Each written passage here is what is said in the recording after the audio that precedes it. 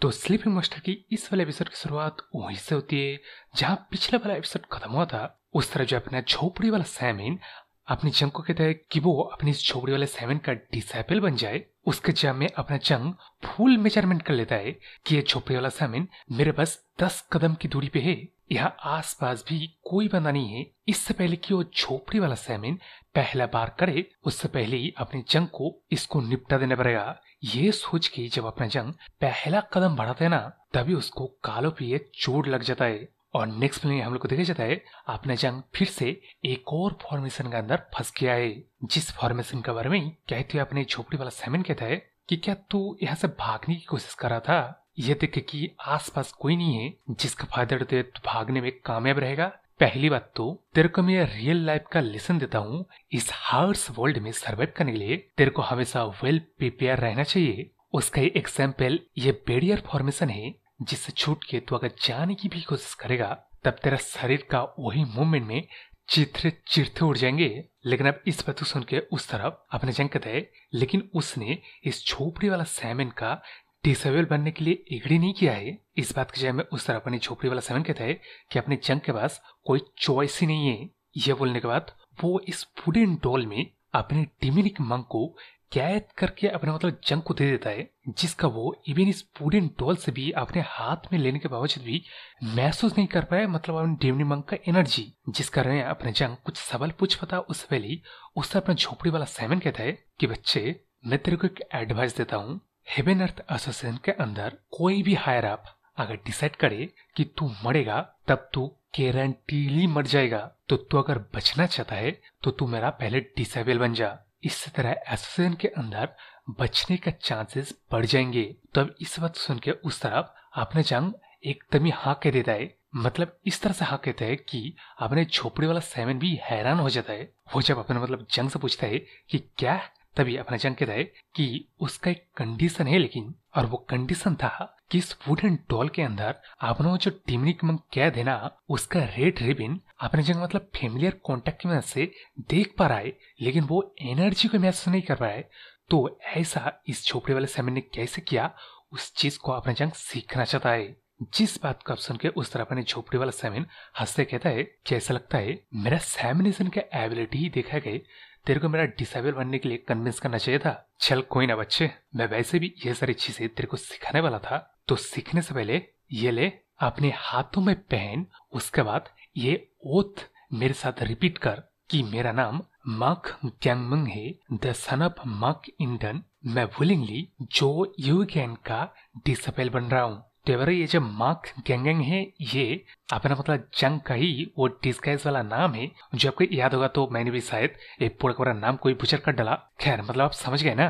तो अब स्टोरी में जब अपना जंग पूछता है कि ये ओथ लेने से क्या होगा, जिसके जगह में उस तरह अपना झोपड़ी वाला सैमन कहता है कि अपना जंग इस झोपड़ी वाले सैमन को हार्म नहीं कर पाएगा। वैसे भी अपना जंग तो मतलब एक्सपेक्ट नहीं कर रहा ना कि वो कुछ ही पल पहले अपनी इसी झोपड़ी वाला सैमन को मारना चाहता, जिसको वो ऐसे मतलब टस्ट कर ले। इस बात को सुन के अब अपने जंग ये मतलब वुडन बिट टाइप चीज को लेके अपने हाथों में पहन के वही ओथ ले लेता है, जिसके बाद ये हम लोग को इन्फॉर्मेशन दे देता है कि ये जो वुडन ब्रेसलेट टाइप चीज है ना, इसको ब्रेसलेट ऑफ कर्ड्स वॉट का नाम दिया गया है, जिसको पहन के कोई भी बंदा अगर किसी तरह की ओथ लेगा ना, तब उस ओथ के मुताबिक अपना वो बंदा जिंदगी भर तक सामने वाले बंदे का हर एक बात को मानेगा, मतलब डिसोबे नहीं कर सकता है। जो चीज अपने झोपड़ी वाले सैमन का करना एक दिन मतलब हॉबी है, जब कभी भी अपने झोपड़ी वाला सैमन कोई डिसेबल लेना चाहता है तब हर एक डिसेबल के साथ अपने झोपड़ी वाला सैमन करता ही है ये चीज। लेकिन अब यहाँ इस इन्फॉर्मेशन को छोड़ के उस तरह मुझे लगा था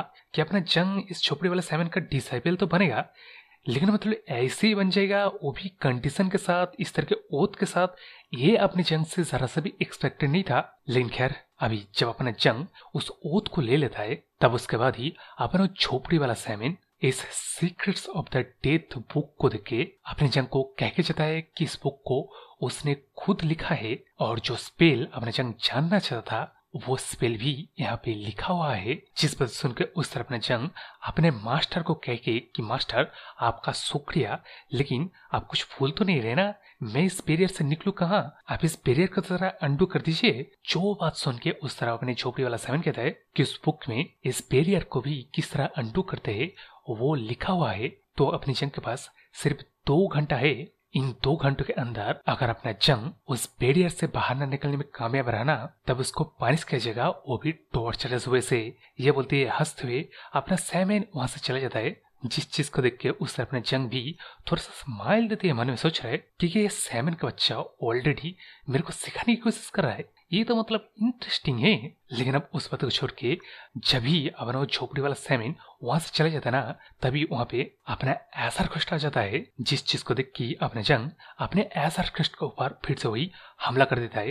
लेकिन इस बार अपने ऐसा घोस्ट जैसे कि एक्सपेक्ट किया था कि असली ऐसा घोस्ट काफी ज्यादा ताकतवर है, तो वो अपने जंग का इस बार को आसानी से डॉज कर लेता है। जिसके बाद मतलब पूछता है कि अपने जंग करने की कोशिश कर रहा है। इस सवाल को कटवाते हुए अपने जंग कहता है कि वो कुछ टेस्ट करने की कोशिश कर रहा था। लेकिन अब इस सुनकर उस तरह अपना ऐसा कष्ट कहता है कि यार तू कुछ भी कहे, जब तेरे को मैंने देखा उस इल्यूजन के अंदर फंस के भाग रहा था ना गोल गोल, वो चीज देख के मेरे को काफी मजा आया। तेरे को मतलब वैसे ही भागते रहना चाहिए था यार। तो यहाँ यार जैसे कि देख सकते हो आपने ऐसा घोस्ट अपने मतलब जंग को देख के काफी मजा ले रहा था। लेकिन अब मजाक से हट के जब अपने ऐसा घोस्ट अपने मतलब जंग को मॉडल करके बोल के कहता है कि मॉडल तूने उस ऊद को लिया ही क्यों, तेरे को पता है ना ये फेसलेट काफी ज्यादा पावरफुल चीज है। जिस बात की जब मैं उस तरफ अपना जंग कहता है कि इस बुक के लिए उसने उस ओथ को लिया था। लेकिन अब इस बात सुनकर उस तरफ अपने ऐसा कुछ कहता है कि अपने जंग का ऐसा नेचर ही नहीं है कि वो कुछ पाने के लिए कुछ खोने के लिए तैयार हो जाए। तब इस बात का जवाब में जैसा कि अपना स्लीपिंग मास्टर है वो उस फेसलेट को उतरते हुए कहता है कि एक्चुअली वो ओथ कुछ मैटर ही नहीं करता है। लेकिन अब इस चीज को देख के उस तरफ अपने ऐसा घोस्ट एकदम ही हैरान हो जाता है, वो हक्का बक्का हो जाता है। और यार मैं भी यहाँ तो मेरे दिमाग में आया कि अपना जंग वो जो डेथ ची का इस्तेमाल करता है उसका वजह से ही वो इस ओथ से भी इम्यून है। लेकिन अगले ही पल जब अपना जंग कहता है कि इस ओथ के लिए 2 क्रूशल डिटेल जो इस झोपड़ी वाले समय ने मिस कर दिया, वो डिटेल है ना ही अपना जंग मक जंगंग है और ना ही उसका फादर मक इंडियन है। जबकि ओथ के लिए ये दोनों ही कंडीशन वो मीट नहीं करता, तब वो कम्प्लीटली इस तरह के छोटे मोटे ओथ से एकदम ही इम्यून है। तब इस बात सुनकर उस तरफ अपने ऐसा कहता है कि आप क्या अपना जंग ऐसे भागना चाहता है। जिसके जब में उस तरफ अपना जंग कहता है कि नहीं, उसने भागने के बारे में पहले सोचा तो था, लेकिन अभी उसने अपने माइंड को चेंज कर लिया है, वो इस झोपड़ी वाले सेमन का डिसाइपल बनेगा।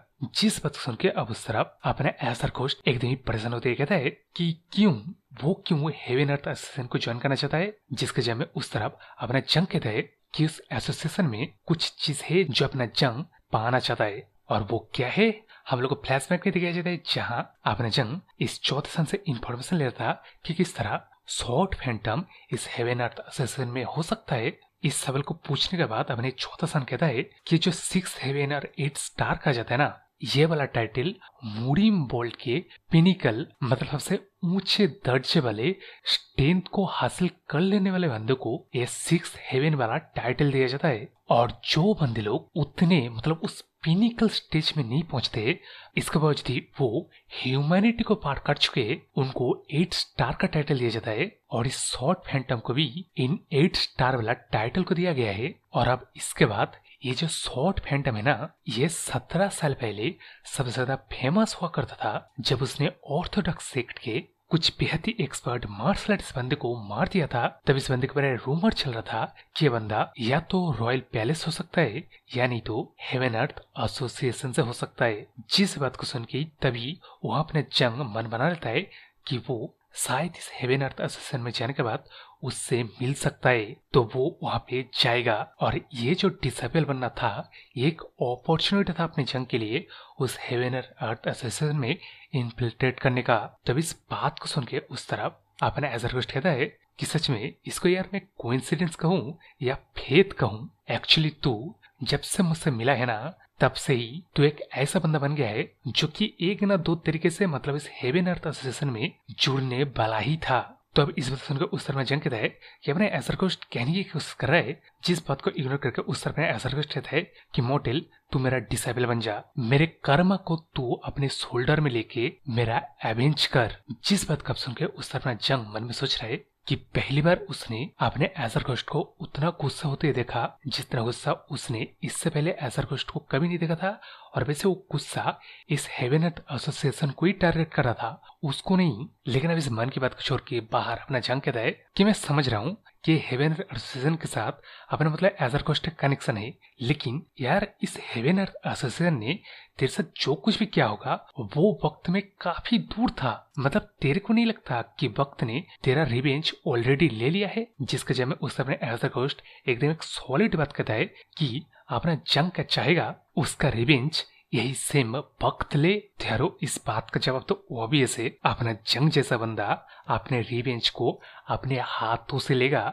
जिस चीज का रही कहते हुए अपना एजरगोस्ट आगे कहने लगता है कि मैं शांत बैठ ही नहीं सकता ये देख कि उस हरामजादे का डिसेंडेंट अभी भी, उसका ब्लड लाइन अभी भी ब्रीदिंग ले रहा है, ये मतलब इस धरती पे है, मौजूद है, और सच को छुपा दिया गया है। इस चीज को कभी भी मैं एक्सेप्ट नहीं करूंगा। अगर इटर्निटी वक्त तक भी मेरे को इंतजार करना पड़े, वक्त ने उस हरामजादे को मार ही क्यों ना डाला हो, उसने जो मेरे सोल में गुस्से का आग डाला है ना, उस आग से मैं इस पूरे दुनिया को खून से नहला देने के लिए भी तैयार हो जाऊंगा। तो इसी गुस्से का रिप्रेजेंटेटिव अपने ये समुंदर जैसा ब्लड जिसके अंदर अपना जंग डूबते ही जा रहा है, डूबते हुए वो महसूस कर पा रहा है किस तरह अपने एजरगोस्ट का गुस्सा डीप है, डार्क है, कोल्ड है, एक ऐसा रेजेंटमेंट जो कि हजारों सालों तक कायम है। अभी तक ये चीज लोनली है,